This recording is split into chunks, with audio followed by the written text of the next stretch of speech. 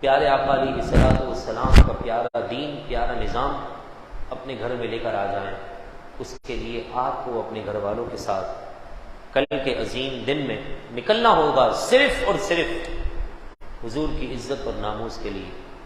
نظام مصطفیٰ کے نفاذ کے لیے، اور اسلام کے قانون کو سر عام سارے قانونوں سے بلند کرنے کے لیے۔ جب یہ ہوگا سارے کام خود بخود آسان ہو جائیں گے۔ پھر رزق کی تلاش میں گھر سے بچیاں باہر نہیں نکلیں گی، بلکہ رزق اسلامی قانون کے مردوں کو یا بوڑھی عورتوں کو ان کے گھر کی دہلیز تک پہنچایا جائے گا۔ ریاست مدینہ تو دراصل یہی ہے جو فاروق اعظم نے بنائی تھی کہ آپ نے قانون بنایا تھا جو کام نہیں کر سکتا ہے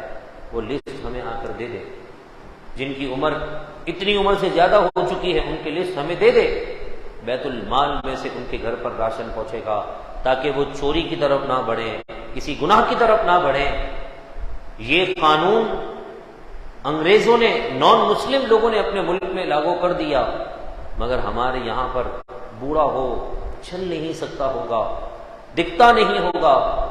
لیکن اپنا پیٹ پالنے کے لیے روڈوں پر نکل کر گالیاں بھی سن رہا ہوگا، دھکے بھی کھا رہا ہوگا، لوگ جھڑک بھی رہے ہوں گے۔ کیوں؟ اس لیے کہ ہم نے پیارے آقا کے پیارے دین کے نظام کو سمجھا نہیں تھا نا،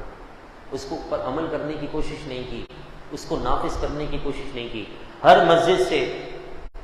ہر بندے کی یہی خواہش ہے